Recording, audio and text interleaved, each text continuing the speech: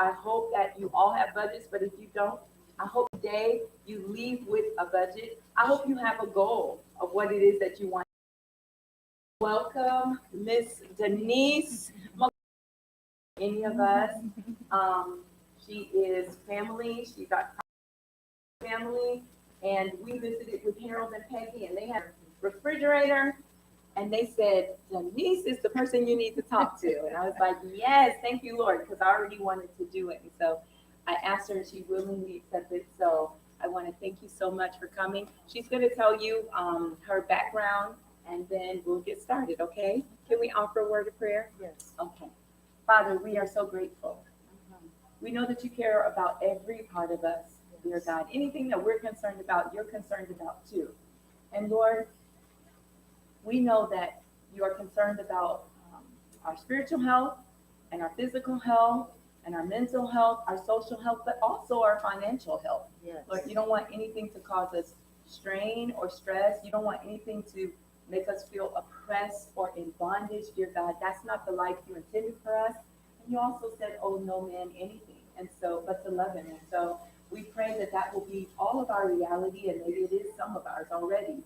But Lord, I pray that you bless Miss Denise, and let the words come from her mouth to our ears, and you work on our hearts, Lord. Individually, show us what it is that we need to do. We thank you so much. We love you and praise you in the name of Jesus. Amen. Amen. Amen. All right, well, good afternoon, everyone. So I know we've all been through a lot. It's been a very long day. So this would not be a session where you just sit up and listen at me talk.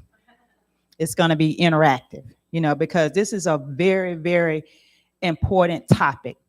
And the thing about what I asked you to do too while we're going through this is to be honest about your financial situation.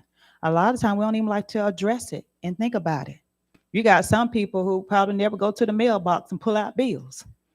We don't like to address this situation because it's an uncomfortable conversation, but it is a serious conversation that we need to have. So I'm going to give you a little bit more information about myself. Okay, I'm here. I'll call myself an original peach from the state of Georgia.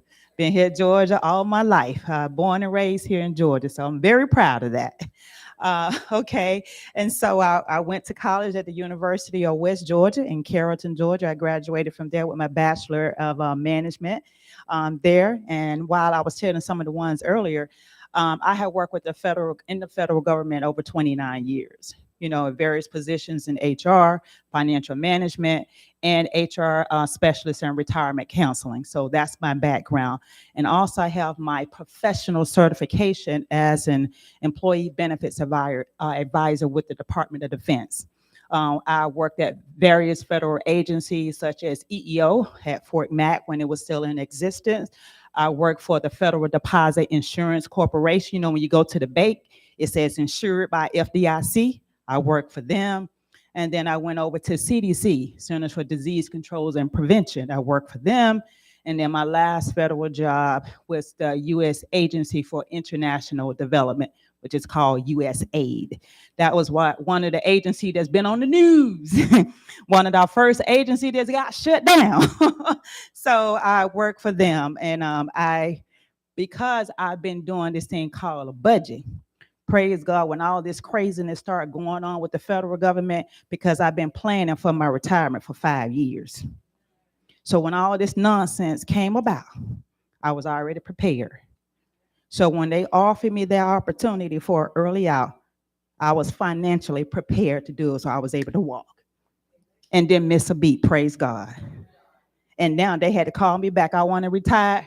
No time. I retired May 31st. Because they don't fire all the professionals who had the experience to do the job. So what they had to do, call me back. So I'm back as a contractor. And when I went back, don't pay me to come back. And so now I'm back. And the only reason why I went back is because they had such a backlog of retirement applications to be processed, over 1,000. And I understand the importance of how people need their money. And so it's a backlog. We're just still finishing up June. And what? We're in September, about to hit October. And so those people who are retired, they still don't have no check. So when we think about it, hearing that, you heard the cliches of growing up, we one check from being evicted. It's a reality. So on all these jobs and you're praying for retirement, you need to think about preparing money to set aside. And so we got a lot of them calling. They in a financial frenzy right now because what? They thought the check was going to come within 60 to 90 days. I retired May 31st. I haven't received a check yet. But because I planned, I got that emergency fund set aside. So I'm okay. Thank God for that. It's called planning. So if you fail to plan, you're planning to fail. So this is a serious topic that we really need to talk about. Okay. So again, we're talking about creating a budget. So let me ask a question. How many of you all have a budget? Be honest. We family. This is a conversation, and it's okay. It's okay. And then we have quite a few of us who do not have a budget. So some of the ones who don't have a budget, tell me the reason why you don't have a budget. Be honest. I mean, we family. I just want to know before we get into this.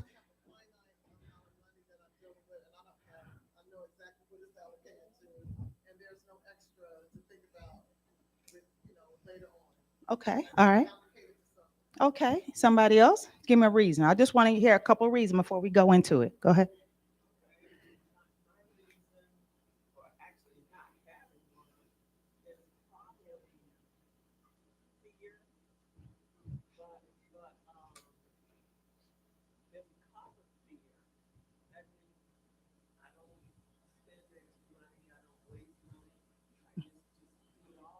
Okay. All right. Okay. And that's good. She said, okay, one of the reasons why she don't have a budget is because of fear. Just not understanding. So she just been exactly what she is. Basically, I call it the unknown, the lack of knowledge of it. So I tell people when you say fear is false evidence appearing real, it's there, but you got to know how to allocate it. It's there. Believe it or not, you say you don't have money, it's there. But we have to sit down and truly look at it and see, because you got to know where your money going. A lot of time I would ask you, well, what are your total expenses? When I tell my retirees when they come to counsel, I said, this is not a guessing game. You need to know. I don't need an estimated amount. So I make all of them do a spreadsheet where I'm getting you all to do to tell me exactly how much money is going out, because you need to know what's going out. I can tell you what's coming in, but you need to know what's going out. And you have to get honest, you need to know that. Because the next time question they will ask me, well, how much money I need to take out of my 401k? I said, I can't answer that. Because I need to know what your household expenses are. What is truly going out of your household on a monthly basis? Like I said, you need to know. You can't guess when it comes time to retirement. Okay, so that's a very important topic. Somebody else, give me a couple more reasons why you don't have a budget. Okay, go ahead. It's a combination thing. Ignorance, Okay. fear, Mm-hmm. and undiscipline. Okay, we won't say ignorance. We're going to think positive. Not knowing. Not knowing. Okay, so we can't No, hold no, that on counter. No, I know, it's not knowing. but I'm saying this today we're going to change that term. We're going to say lack of knowledge, and somebody else. Okay. At one point, I just don't see that any left really say Okay. All right. is a little Mm-hmm. Okay. And you should have that in your budget. You got to have that in your budget. We're going to talk about it. One more. Give me somebody. Okay. Okay. All right. So next question. So how many of you all had financial conversations with your family, your parents growing up? I can make money, but not as a matter. Okay, that's it. I know how to make money. Because that's the most important part. You need to know how to manage, because you can make it. The hardest part is keeping it. That's why you hear people when they win the lottery, they get all that money, then before you know it, they back broke. Because they don't know how to manage the money. So you can manage. I made on one time when I was just making $1,200 a month. And that was unemployment. But I survived. It can be done. But you just need to truly know what your expenses are. Because again, most of the time we don't realize it. I was growing up, we didn't have financial conversations about money because of what we end up doing subconsciously is we mimic what our parents did. Because that's why we have to be careful what we do and say around our kids. Because they ain't gonna do what they say, they're gonna mimic what you did. So that is a serious conversation. We didn't have that. But what I did know growing up and what pushed me to the point where I am today, I saw how my parents struggled. I went through the part, lights getting cut off, stuff like that, getting evicted. Oh, I went through all of that growing up. So ain't no shame to the game. If you didn't go through, you know somebody else who did. But it's because they didn't know. They was doing the best that they knew. My mom's parents died when she was 10. So she didn't have nobody around. Like with me and my family, I didn't have that guy. I was the first person in my family to go to college and graduate. I didn't have that role model. But all I didn't know what I was doing, but all I knew what I didn't want to do, what I didn't want to go through. So I had to make some changes. And by me doing that, I broke that cycle in my family because I was able to show them another way. Because I was seeing a lot of my cousins around my same age, they was working and, having babies and all of that. I saw a lot of my family members, they were being, not janitors, custodians, cafeteria, doing homemade, working in people's houses. And I just saw how we were there struggling. And I said, that's not what I want for me. I want to do something different for me and my kids. So that's why I did what I did. All I know was what they were doing wasn't working. And I just didn't want to repeat that. I wanted to break, I call that generational curse. And that's what I wanted to do. And so that's why I'm very passionate about this subject. And I was willing to share it to anybody who's willing to listen. Because we all can help each other. So that's what it's about, okay? So that's why I said why you didn't create a budget. So now let's go over some of the reasons why and some of the reasons that you mentioned why we don't have a budget. As you mentioned, lack of awareness or knowledge. A lot of us don't know and understand what is a budget. So you can see here, many people don't understand what budgeting really entails or how to start it, okay? Next one is perception. That is very restricted. Some see a budget as limiting or controlling their spending because I want to spend my money wherever I want to spend it. So they should put them in boundaries, okay? Next one is overconfidence and money is managed. People often believe they can manage their finances without a formal plan. That's definitely false right there, okay? And the last one next right here is procrastination. Budgeting requires time, effort, and consistency, which some people avoid. Because time is that most precious commodity we don't want to give up. Our time. So that's why you got to make sure you use your time wisely. But this is a time worth spending time for right here. It's very important. Other reason, irregular or unstable income. Okay? Freelancers, you gig workers, those fluctuating income may feel budgeting is impossible. Okay? Emotional factors. Spending can be tied to emotions like stress, reward, or social pressure. Next one is complexity or confusion.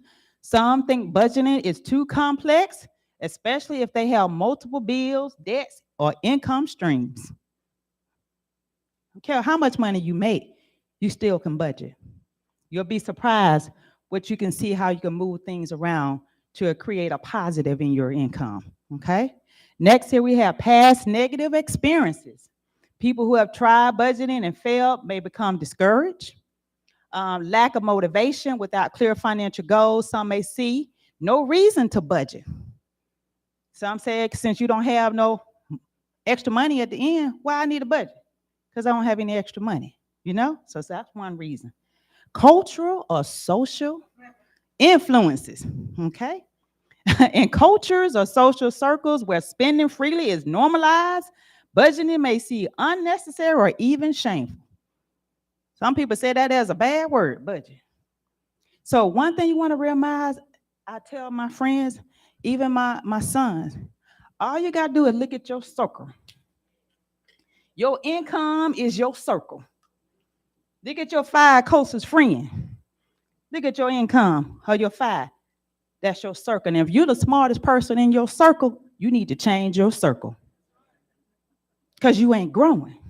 And that's what I have always done in life, because that's what I had to get and had to learn. You can't be the smartest one in the group. You got to move on. You always got to keep learning and growing. So you have to change your circles and work. So, and people trying to tell you they ain't trying to do what you're trying to do. You need to change. They even family members too.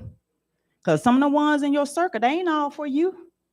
Because they have that crab mentality. They want you to stay down in that same circle where they are when they see you trying to make a difference. Okay, and then I added another little chart because I did a PowerPoint, so you'll be able to get this PowerPoint here that I'm going over. So that is a nice little chart of all those reasons right there, to make it, had a little cartoon with it so you can look at it. Okay. Next, I want to talk about understanding budget. So before I go on it, so what is your understanding of what a budget is? Tell me, I'm gonna get some reason about what is a budget. A written plan? What? Okay, wait a minute, say that one more time. Say that again. It's a plan to tell your money where to go rather than your money telling you where to go. Okay. Anybody else? What else? Somebody else saying, what is a budget? What you think a budget is? Okay. Share, go ahead and share. I think a budget is to make sure you pay what you're supposed to pay and save and have something to save over. Okay, share. I think of a budget as my plan to meet my financial goal. All right, okay. All right, one more. Anybody else got to think about what a budget is? Anybody else? Okay, all right, go ahead. What do you think a budget is? To know what's coming in and what's going out.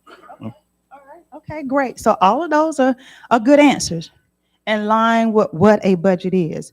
So now we're going to give you a little bit more understanding of what is a budget. So what is a budget?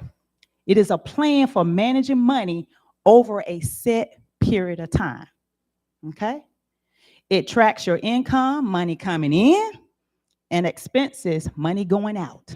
Okay? And then also it helps avoid overspending and reach your financial goals. So all of these things you all said, you can see it was right there in line. Okay? And then some of your steps, these are important steps that you need to do in order to create your budget. Okay, step number one is you need to list all your sources of income, whether it's W-2, disability, investments, all of your income that is coming in your household on a monthly basis. Okay. Then you need to record all your fixed expenses, such as your rent, utilities, loans, subscriptions, everything that's going out that's is set the same every month, okay? Those are what we call your fixed expenses, okay? Then you're going to record your variable expenses. That's going to fluctuate up and down, how much you spend on groceries, entertainment. Like I said, you got to still be able to have fun because you can't work and never play. That make you boring. So you want to still be able to do that. So you're going to record those expenses. Then you want to set aside, this is what number 4, where we mess up at right there. Set aside savings and go. I don't care how much money you make. You always save something. That's what I tell my son. Always save something. I don't care how much money you make. Learn to pay yourself first. Pay the man above first, then pay yourself second. Okay? Making sure you're doing that. Then do the math. Income, everything that's coming in. Then you need to subtract everything that's going out. And then that's when you're going to have your balance. Or if some left over, what we call discretionary income. Okay? And then next, that's the next one. Number 6 is important. Track and make adjustments as needed. Because sometimes we ask you to just track your expenses just for 30 days. Write down every little thing that you spend. I don't care if it's on a piece of gum, candy, whatever. Just track it for 30 days of everything going out of your household, and you'll be shocked how much you spend. You going to breakfast, buying that coffee at Starbucks, $5, $10, or I don't even know whether you don't drink coffee, so I don't know. But those things, eating out, dining out, because you need to truly know where your money is going every month.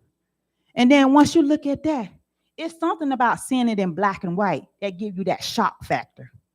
Because you'll be surprised how much money you spend. You don't think you're spending that much every week. But if you're working, you're buying breakfast, lunch, and dinner, that adds up.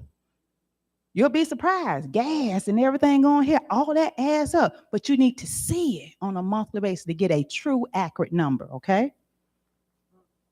So this is like an example, okay, of a budget breakdown. You can see in the purple, that's your income.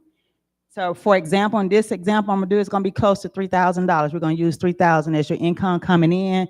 And you see your fixed expenses are a little over $1,500. And your variable is right at a little over $500, and your savings is right at under $500, okay? So now let's put some numbers with it. So y'all heard of the 50-30-20 rule? How many of you have heard of the 50-30-20 rule? Okay, so the 50-30-20 rule.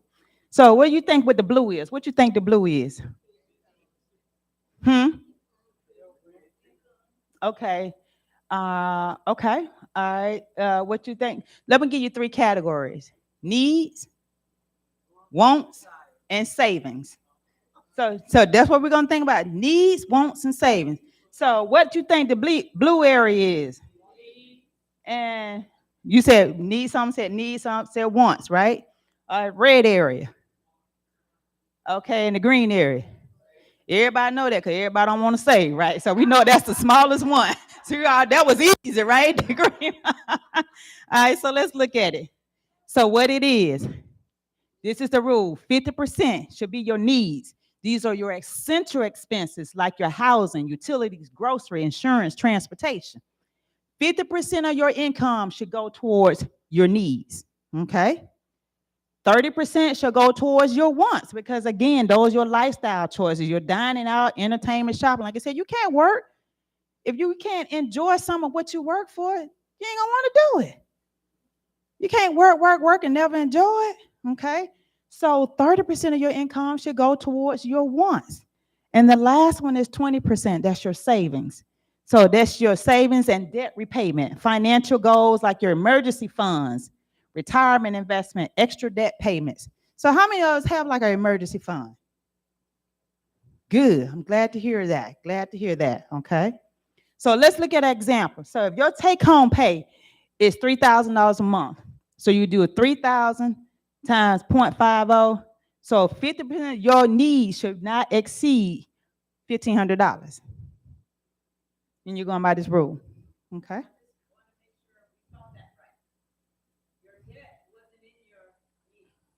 No. Mm-hmm.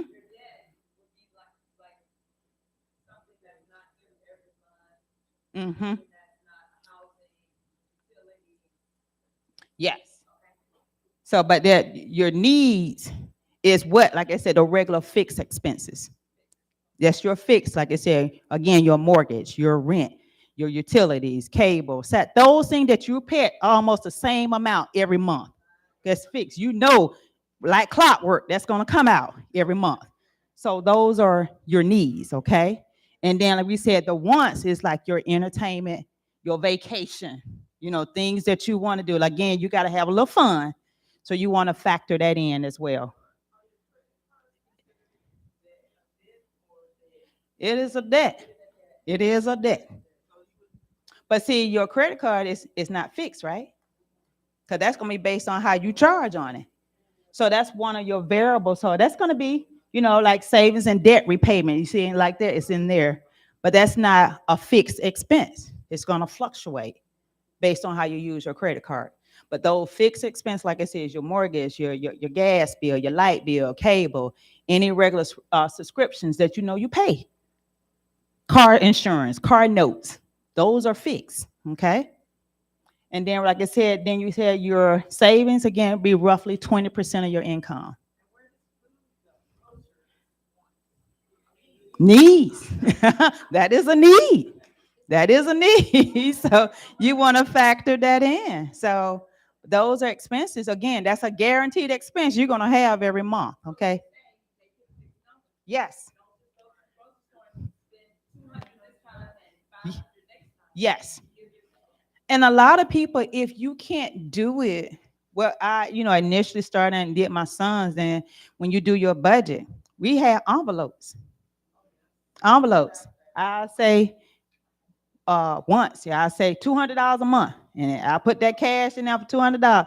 So once that gone, that's a wrap. Can't go over that. Same thing for your needs. You got to put that in envelope. Is that what's going to help you to give you that shock factor? But we be vicariously swiping cards, doing this Apple Pay, this Klarna, and all that. I found something called, what they call it? Fidget, or some other one. But all these ones, they make you spend the money you don't have. So if we eliminated all that stuff, you wouldn't be buying half of the stuff you be spending your money on. wanted to show them a copy. This is actually my wallet, and it's you've heard of Dave Ramsey, financial Yeah. piece, Mm-hmm. and he has the envelope system, right? And you write on it what you want to spend and stuff like that. These are envelopes, so you put your cash in. Mm-hmm. So you can order this online. Okay, it's called Dave Ramsey Mm-hmm. Financial Piece. It's a wallet. This is my actual wallet, and cash does not spend like cards. Mm-hmm. They're Exactly. very different. Yes. Yes. than cash. Mm-hmm. Yeah. Yes. So this is a system. You don't have to create envelopes Cool. and lose them and wonder Yes. where they are. That's It could be a perfect. part of your wallet. Yes, definitely put that out there to share that. Financial Peace. Dave Ramsey. Mhm. Financial Peace. Like PEACE. I'll put it in WhatsApp. Yep. I have another one. It's called Girls Just Want to Have Fun. FUND. Yes. Yeah. Yes. But this one is my favorite. Yes. Because they're gonna make it easy. I'll put it into one. It's gonna tame you and control you with the amount of money you spend. If you do that, they help you control your spending. Okay. Okay. Now, so before I go into, so what are some of the reasons why you need to create a budget? Tell me some of the reasons why you need to create a budget. Self-control, debt-free. What else? Longevity. What else? Oh, paying your bills on time. Okay. And what else? What else? Some other reason why you need to do a budget?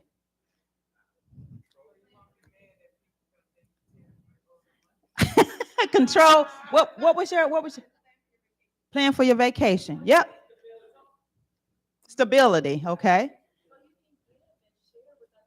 Yeah, give and share with others. So all of those are great reasons why you need to set up a budget. That's very important. Okay.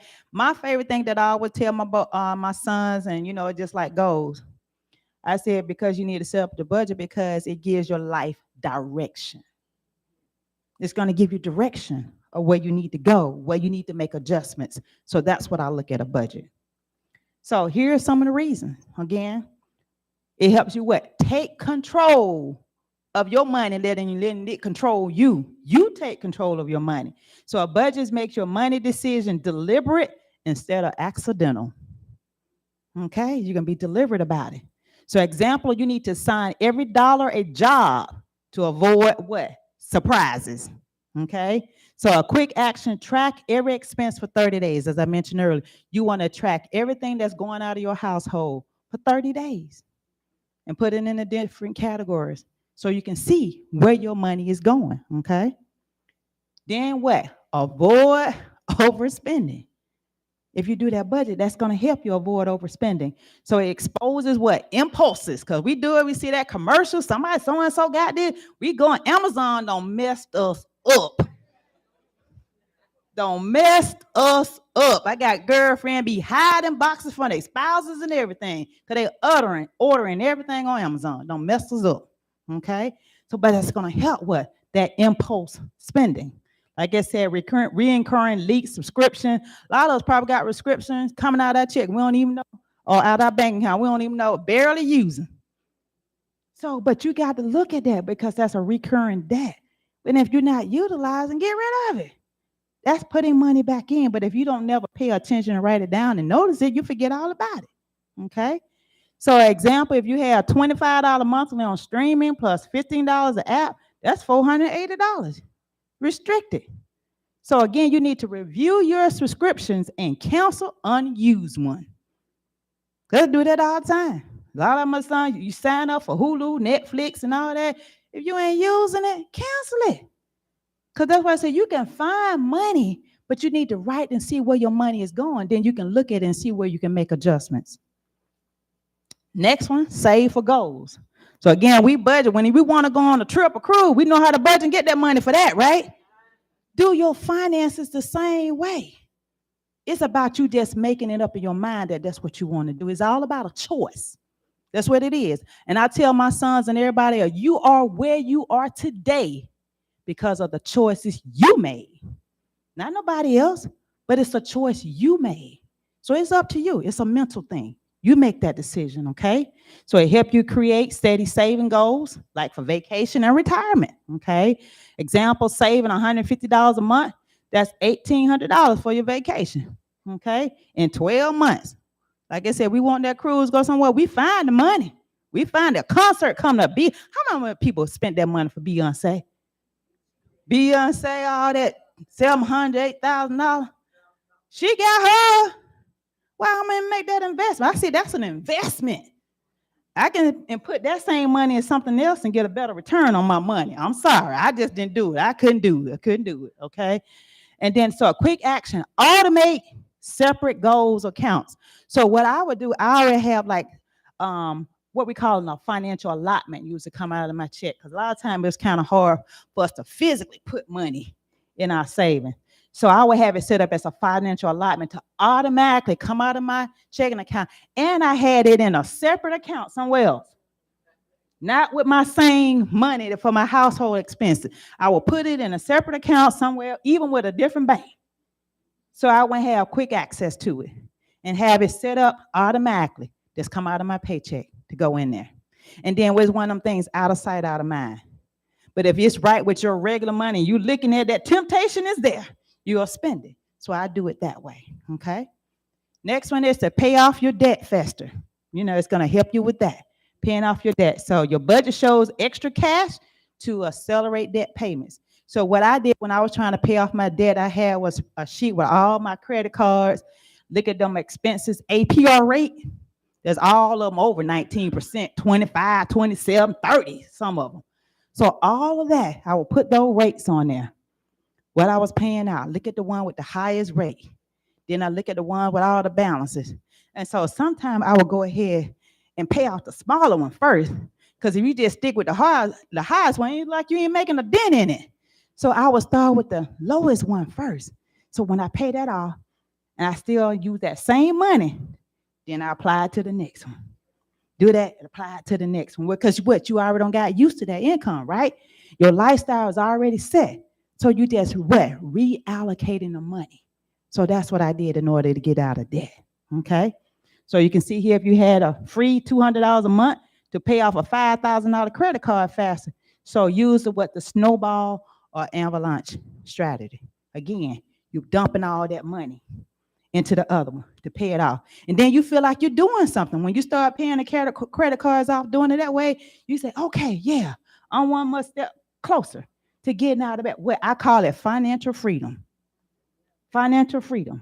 Because I tell all my retirees, when you think about it in life, your 3 largest expenses is your mortgage, car note, and credit card debt. Those are your 3 largest expenses. That's where all your money go, to those 3 items right there. So I tell my retirees, when you get ready to retire, your goal is to eliminate 2 out of the 3. 2 out of the 3. Most of the time, they only just have a mortgage, and that's common. But if you got all 3 and retire, you can't retire. Because most of the time, you don't realize. Right now, all your decision is based on 100% of your income. When you retire, your income is instantly cut in half. Instantly cut in half. Go ahead.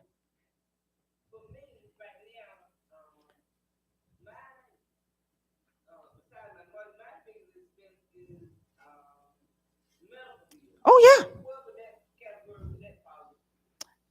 That's going to be with your variable, because they're going to be up and down. But it's becoming a necessity. You don't realize that'll make or break you right there. Medical. And that is a serious concern. So that's why when we're looking at your health insurance, You know, you're looking at that. You got a plan for that, depending on what kind of plan you got. Is your out-of-pocket expenses. So that is something that you need to track. How much is you really truly spending for out-of-pocket expenses? Just like when I was working, I took advantage of our flexible spending account on my job. Because half of the time you can't, claim it on your tax until it's more than 7% of your income anyway. So that's one way I'll get that, because your deductions to your flexible spending account is withheld on a pre-tax basis. So whatever you claim or file on your flexible spending account, you can't claim on your taxes. Well, you weren't going to be able to claim it on your taxes anyway, because it wasn't more than 7%. So that's one way to take advantage of that. But you just have to be careful when you're doing the flexible spending account. Again, you need to know what your expenses are. Because again, if you don't use up the money, you lose it, So that's why, again, it's important to track your expenses. So I was doing one of my personal care treatments for myself is getting massages. That is a given for me. I do it twice a month. That is my personal treat for me. For the stress and everything I had going, I had to get a reset. So it did, by the time my jaw getting on my nerve, whatever, it's time to come in and reset. But that is something that I do for me. So I build that in my budget. I don't care what's going on. I treat that like a medical appointment in there. That's my appointment. I'm going to the doctor. So that's how I treat it. I got to get a reset. But that is something that I do personally for me. So you got to think about that. So you're doing that. So again, it's going to help you pay off your debt faster. Then the next one right here, preparing for emergencies. So I heard a lot of you, that was great. You saying you had emergency fund, because you're going to have the unexpected things that's going to happen. One of my girlfriends called me today. Her son had to be lifted, to the hospital. And he up in Philadelphia. So she had to get a flight, emergency, to go up there. But a lot of times we don't have that emergency fund. Or, your hot water tank go out unexpected. In the summer, your AC unit goes out. So all those stuff is unexpected. That's not a plan in your budget, right? So you got to prepare for that. Like I tell my son, home ownership, it ain't all what it's cracked up to be. It ain't all what it's cracked up to be, because you got to pay now all these real estate taxes, homeowners insurance, termite, renewal fees, lawn care. So you got a lot of people, as they get ready to retire, they give up their home. Because they don't want to do it. My dad, he's getting ready to sell his home, because now he said he's tired of cutting grass. Taking him an hour and a half to cut the grass. He 80-something years old. He don't want to do it no more. So they're realizing when you give up their home sometime, now they got more, extra discretionary income. Because you don't have to pay property tax. You don't have to have homeowners insurance. You don't have all those extra fees. Because he said he want to be able to vacation, do some other things to enjoy life. Because right now, all he can do is pay bills. So he don't want to continue to live his life like that. So you have to prepare for those unexpected expenses that you may encounter, okay? Then to improve your credit. So when you're paying your bills off, you're going to improve your credit score, because you're lowering your debt to income ratio, okay? So that's going to help with that, okay? So consistently paying the minimum plus the extra reduces reported balances. So you always, whenever you got a credit card, you never just pay the minimum. Never just pay the minimum. You're going to be working for that credit card for the rest of your life if you just pay just the minimum. Then you want to live. That's it right there. That's the major one right there. Live within your means. That's what we mess up right there. But a lot of time trying to impress the Joneses, like we really got it going on. You people you see on the surface, they look like they got it going on, but go home with them. Go home with them. You don't realize what people are going through. We have this mask on, like everything is good. But in reality, it really isn't. You will see. So again, live within your means. Within your means. That's very important. That is a major one right there. So you need to balance your needs, wants, and savings to match your lifestyle. So we got the lifestyle living like we got it going on, but that income ain't matching that lifestyle. We see everybody with glamour and glitz on Facebook and all the other places, these, celebrities. Yeah, they got the lifestyle glitz and glory. We want that same lifestyle. So we doing it, spending trying to think like we got it going on like that. But in the end, your income to match it. So again, do the 50, 30, 20. That's important, okay? categorize your expenses. Next, when you want to plan for the future, like I said, by me working on my retirement plan, been planning for 5 years. So I tell everybody, our opportunity is never missed. It just passed on to the next prepared person. So you want to be in position and be prepared. So when that opportunity presents itself, you can what? React. Same thing with investment opportunity with my financial advisor. You know, when he tell me good investment deals coming up, hey, I got this, I can react because what? I've been planning. I'm planning. So again, steady contributions toward retirement and big milestones grow over time. I got a lot of my retirees. We got a 401. How many people are you working? You got 401k plans on your job? Okay. How many are you participating in it? So, but it's not for that purpose. It's not for the purpose. Do you know what the matching is? How many of you know what the matching is on your 401k? 3%? Somebody say 6%? Okay. What other one? 6%? Okay. All right. So again, that's important. You need to know. You need to know. And what I used to would tell my retirees, the easiest way to increase your contributions to your 401k on your job, like when as a federal employee, you used to get a raise every January. So that whatever that raise was, I put that into my 401k because my lifestyle is already built on the other income already. So a lot of people saying, I can't afford. Yes, you can. You already got your lifestyle built on this right here. Make that investment in yourself. That's what you need to do. Put that money towards that. And that was the easiest way. If nothing else, whatever on your job, always at least do up to the matching. If you can't do more than 5-6% or whatever, at least do the matching. Because you're contributing anything less than the match, you're leaving free money on the table. Free money on the table. And just think about it. On jobs today, there is no guaranteed pensions anymore. No guaranteed pensions. Your retirement is your 401k. And the jobs are banking on you not participating. Because if you don't participate, they ain't got a match. So they saving that money. And then when you get ready to retire, what are you going to have? Nothing, most of the time, Social Security. And they ain't even guaranteeing that's going to be around anymore. So if you take Social Security away, you don't have 401k, what are you going to have? So you got to take your own, like I said, take control over your money in your financial future and not just be totally reliant on the system to try to take care of you. You take control of it, okay? Increase your confidence. So if you know what your money is, you're spending your money, hey, you can do this. So when your girlfriend says, hey, let's go here, we can do it. So when I was planning a trip for my girlfriend, again, my circle, I can count my real friends on one hand. I got who I roll with on trips on one hand. I got you, girl. I ain't got to worry about getting my money back because I know we all what? Think alike. Birds of a feather flock together. So if you ain't thinking like me doing what I do, you are not in my circle. That's what I do. Say, family members, you have to cut them off.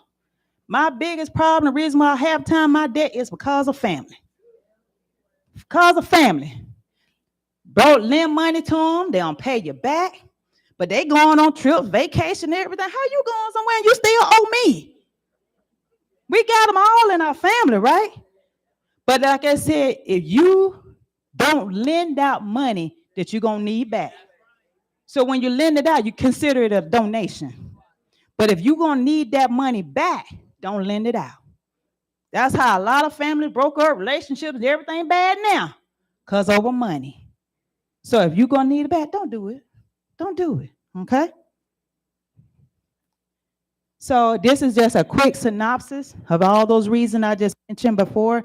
Again, why you need to create a budget. You know, so I just did a little chart so you can always look at it. Again, so you can look at it. Because again, that number 4 reduces stress. A lot of us are stressed out over finances. I've been seeing a lot of federal employees with the situation that's been going on, losing jobs, getting fired on the dime. A lot of them been stressed out, don't have heart attacks and dying. I had one lady at Social Security so stressed out, went to work. She died at work at her desk. So stressed out because we said it's been a stressful situation for federal employees. Everything high. We understand you got to make reductions, but the whole scenario, how they have went about it, it's been catching people off guard. They weren't prepared for this. So they can't handle this.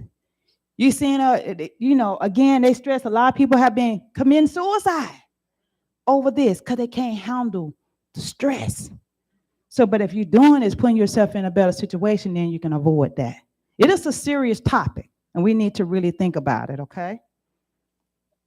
So, any question about some of the things that I've gone over before? I'm good. Y'all been interactive. Any other questions about a budget, okay? Uh-huh. Mm-hmm. Tithes and offering. Fix. God want his, right? Don't he say it in the Bible? We studied, right? He said on here. But God make us do that. Government don't get it. They're going to take them federal taxes out your check, right? We need to do that the same way by giving God his back. Because when you do that, he going to open up more doors for you. But when we stingy with him and don't do his, all he asking him for 10%, like I said, he ain't never went up. It been the same amount. Same amount. But everybody else is going up, right? Pay him. Yeah, it's on the sample budget that is listed on there. You want to do that, but that's important. That is important. But if we ever keep a closed hand like that, can't then go in and can't then go out. But you want him to show up for you, right? When you ask God for something, you want him to show up for you. But if you ain't doing the simple 10%, we blow that. Eating out, we blow that real quick. All he asking is 10%. But he asked you to do that freely and willingly, seeing where your heart at. So we got to do that. But when he do that, he'll open up more doors for you. Okay?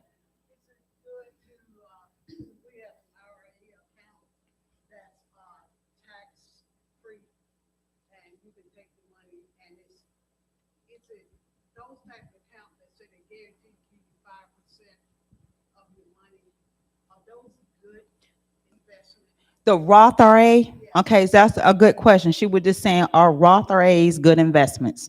The answer is yes, because it's after tax money.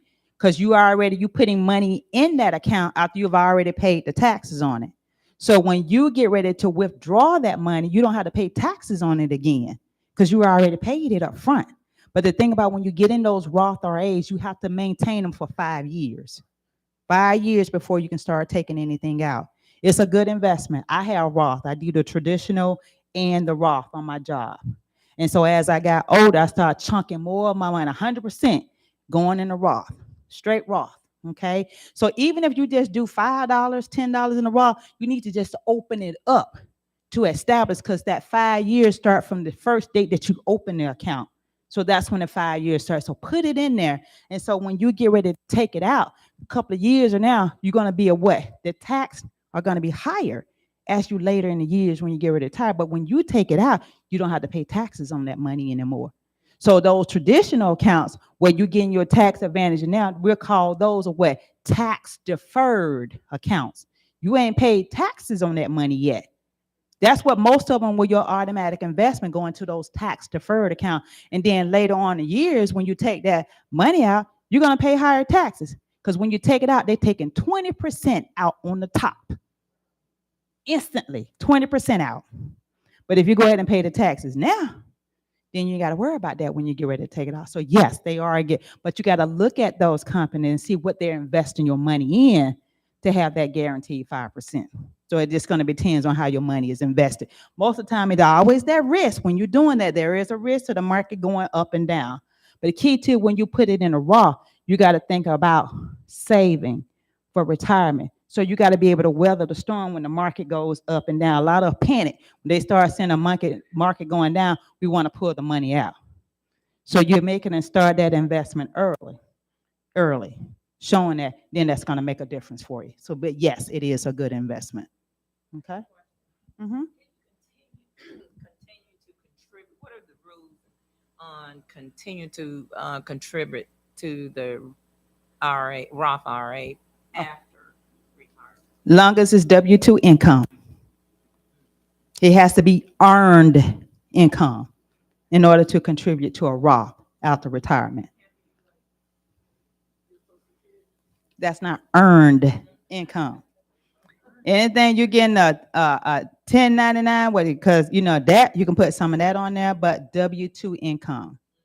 That's what you're putting into the Roth. They're doing it based on that earned income. Okay? But it's definitely a good investment to put that in there. Okay? Okay, so now you heard me listen. Now, what the budget? You all have your Excel spreadsheet? Okay, go ahead. We want to send that out. We want to be able to share that with you all because I had an example I wanted to show you of the budget. Okay. Okay. So if you would show them, but I want to let you know it's in your WhatsApp already, so you can go there and check it now. Because of the lateness of the time, is it okay if it is their homework? Okay, yeah, that's fine. And so when they come back, Mhm. they have to make sure they have a budget Okay. and they've been using their budget. Okay. And are you available for questions if they have questions? Yes, I can. I already got Francine already got me. So I'll be in DC next week, but you can still, put questions, send me questions to you. But Send- I'll be able to work Send on it. questions to her. Yeah. So you have that in your actual WhatsApp. Okay. So, and the steps, and I sent them the presentation already. So Okay. every slide that you saw today, you have that already as well. Okay.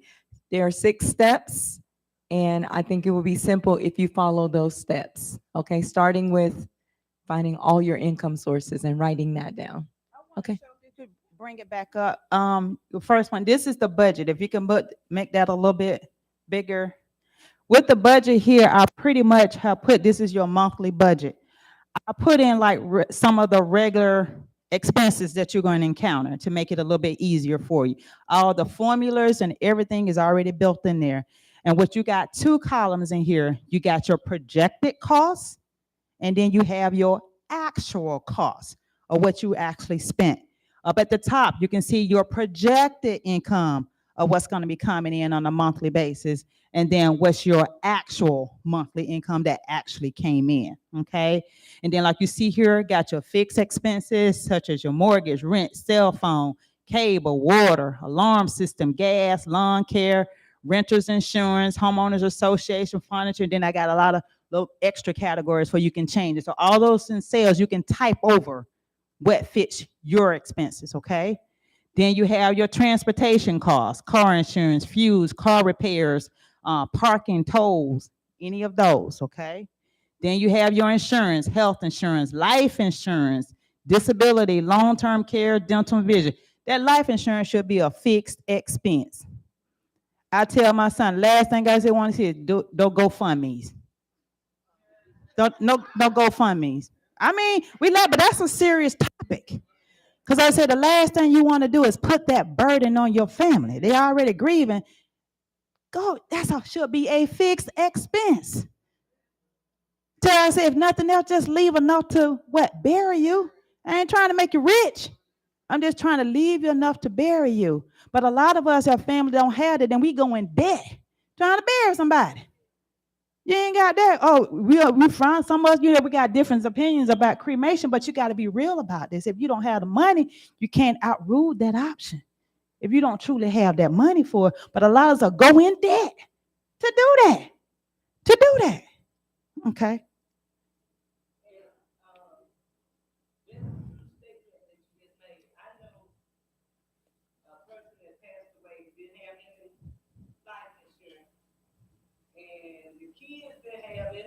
Mm-hmm. This is a true story. It took 5 months Mm-hmm. before they could even cremate. Yeah. And that's real. Because that's why I used to do death cases on my job as well. I saw it.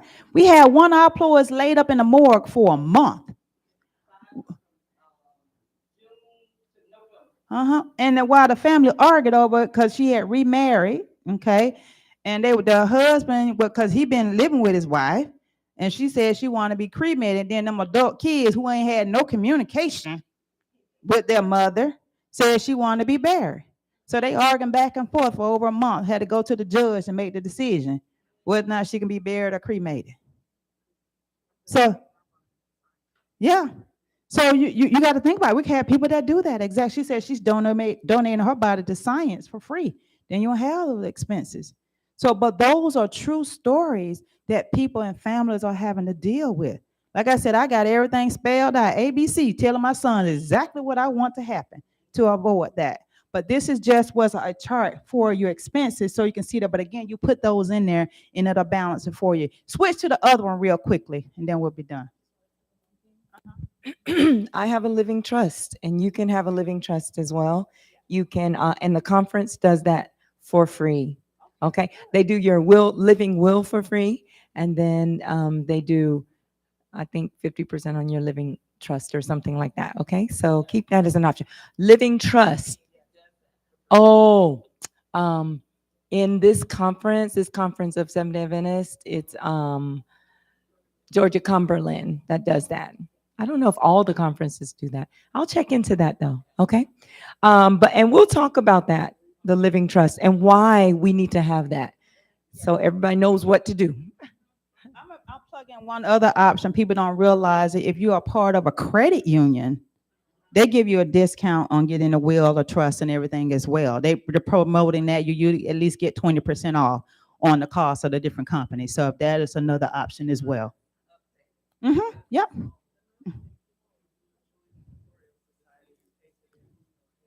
Yes, yes. And then I even helped one of my sorority sisters who passed away back here in March. There are a lot of programs out there where you can do it and create all your documents free, as long as you do it within 30 days, then cost her a dime. And I got her and went through it and got it done. You get a chance, huh? It won't cost you a dime. So, all the forms, you can download everything, all the forms, complete them and everything. If you complete all that within 30 days, it won't cost you a dime. It's your living will, your actual will itself, your power of attorney, all of those documents, you can get it done. If you complete everything within 30 days, before that 30th day, it won't cost you a dime. No, that is another program. I can share that with you all where you'll be able to do that. Because I was able to do that for her because she didn't have a will or anything. But it was a good thing it did, because when you don't have a will, then it's definitely going to have to go through probate. And then the court going to have to tell you everything what to do with your money and finances. Yes, yes, and you don't want to have to go through that. And let me just mention one other thing that I personally experienced that is very, very important, especially if you own a house, especially with your spouse. Make sure that you look at your deed and it says joint tenancy with right to survivorship. That's important. Joint tenancy with right to survivorship. Because when me and my husband, when we first bought our house, we weren't married and we had it. And then, we got married just 2 or 3 months later, and I was just changing my name only. But when the attorney did it, he just did joint tenancy. He didn't add that right to survivorship on it. So when I went and said, yeah, I'm going to change my name on the deed and everything, there's you just did joint tenancy. So we had older kids, my bonus kids and everything. He said, no, they got to sign off for you to be able to get that house. I was like, what? Yes, because they are entitled to his part. His part. I was like, what? No, they ain't doing that. What? So I had to get a lawyer and had to go through probate. And I had to get them to sign off on the document to get my house. So, but that's why that's important, because I thought everything was good because we did it right in the beginning. I trusted the attorney because I said we weren't changing that with just my name. So I thought everything was good until I went to try to file it. I wasn't even trying to sell the house. I was just trying to update the will and everything just then. But that's when I found out. But come what, $5,000 later. $5,000 that it cost me to do that. $5,000 later. And I had to what? They had to sign off on the documents. Giving up their part. And then what kind of relationship do you have to your bonus kids? See? So all of that is important. We got to look at those documents because they make a difference. Last thing, so we can get here. I hear a lot about the tracker. This is the one you can track your daily expenses, okay? Or you can put everything that you're spending out. And over here, they're gonna be drop downs right here. Those two, you can hit that little arrow, go over there, hit that. Right, oh, right there, right there. Oh, okay, all right, I'm sorry. Right here. Here, right here, go right here. Go up, and to the right, to the right, to the right. Right in here. Right here.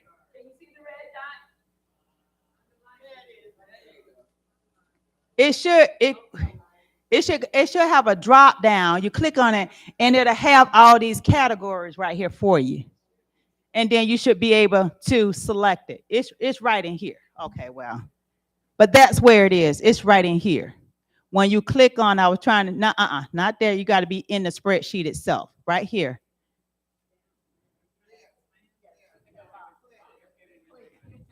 Click the little red one right here. Click the little red. Let me see if that's it. No, that's not it. It's down a little bit more. But anyway, it's a drop down. All these categories, mainly for your debit card, credit. Right here, your expense category, it's a drop down for that as well. And all these formulas are already built in, okay? So when you put it in, then those are categories, and then they're gonna show your payment methods, and then your expense, and they're gonna total it for you. They're gonna total all your expenses for you. Hit expense category totals. Down here at the bottom, down here. Right here, yeah. Hit that. So then it's gonna total all your expenses for you automatically when you click on that tab. So based on what you put in on the other one, then you'll have a quick overview of all your expenses right there. Okay? So that way you'll be able to track your expenses for a month. Okay? All right, great. Thank you all so much. Okay. Excel. Okay, two things I need you to know. One is you need Excel on your phone to open it. Sometimes you say, I can't open this. That's because you don't have the app. Okay? So Excel, you need the Excel app, and this is very important. Don't just go in and start typing.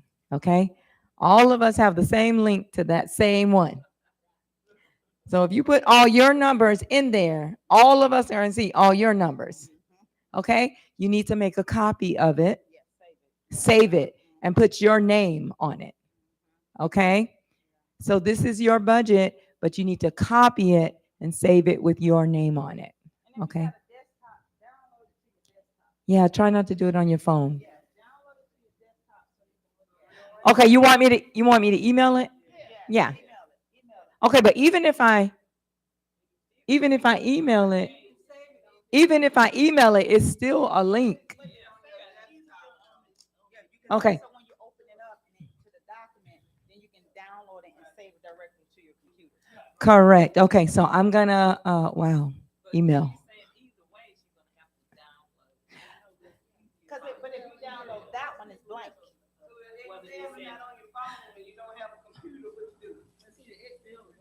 Put Excel on your phone. Download, go to the App Store and get Microsoft Excel.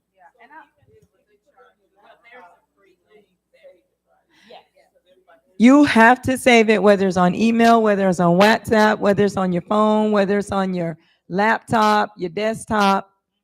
You still need to save it with your name on it.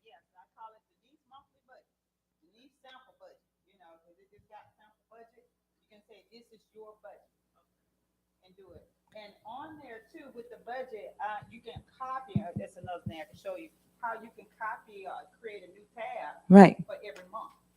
You'll say September, October, November. So you got a quick glance where you can look at it every month. You ought to create a separate budget for that. You can just create a tab. So what would you like for them to have done by the time they get here next month? Put all those numbers in. I want to look at your budget. I want you to be able to tell me what your expenses are. Be able to tell me where your money goes. Are you meeting that 50, 30, 20 rule? Are you over that? And if you are, have you looked at and seriously looked at where you need to make adjustments at? But again, that daily expense, be able to track at least for 30 days by the time we met, know where your money is going for 30 days, where it is.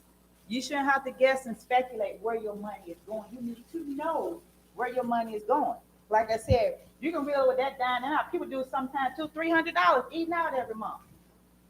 So if they're doing that, like I said, when I worked or was going to a job every day, I would, bring my lunch Monday through Thursday, and then on Friday, I would eat out. That was my reward to myself for doing good, for bringing that lunch every day, Monday through Thursday. So that was my reward on Friday. But seriously, we need to do this. This is so important. So important. I struggle with the budget, but what I came to realize is that when you don't have it, you adjust in your mind anyway. So when I tell myself, well, you can do it when you have nothing. That's right. When you have something. There you go. So when you have nothing, Mm-hmm. it makes it easy. Yeah. I had someone call me and want to know about my finances, asked me what I spent on food. And I told him, well, I spent like $600. He probably argued me down. I said, I spent $200. He said, for the whole month. And I said, well, if you don't have it, then you may do it. He just was like, didn't believe me. I was like, okay. Yes. Yeah, but you got to look at it. Well, like I said, you'll be surprised. Like I said, it's going to be a shock factor to a lot of you all once you do this, because you're not realizing you're spending that much money in that category. Like I said, it's something about seeing it in black and white, that shock factor that made a difference. But like I said, because when I do my retirees, that is a requirement for them to do that. Because, like I said, then they were like, darn, I'm spending money over here, or approximately this amount here, and they didn't realize they were overspending. They were spending more than what was coming in. Because some of them I had to get a harsh reality saying, no, you can't retire. You're not financially able to retire because, again, last example, I would say if you made $100,000 a year, with our federal employees, you get 1% for every credible year of service. So 1% of $100,000 is what? $30,000. But your lifestyle is what? Based on what? $100,000. Now you got to live off now $30,000? $30,000. A lot of them weren't prepared for that. So now you got to make up what? That 70%. Where that 70% coming from? Social Security, if it's still around, gonna make up 40%. But then now you're still looking at 30% you got to make up. That's where your personal savings and investment come in. But if you don't have that, all you got is Social Security, and then that's around. The only thing you got is that what?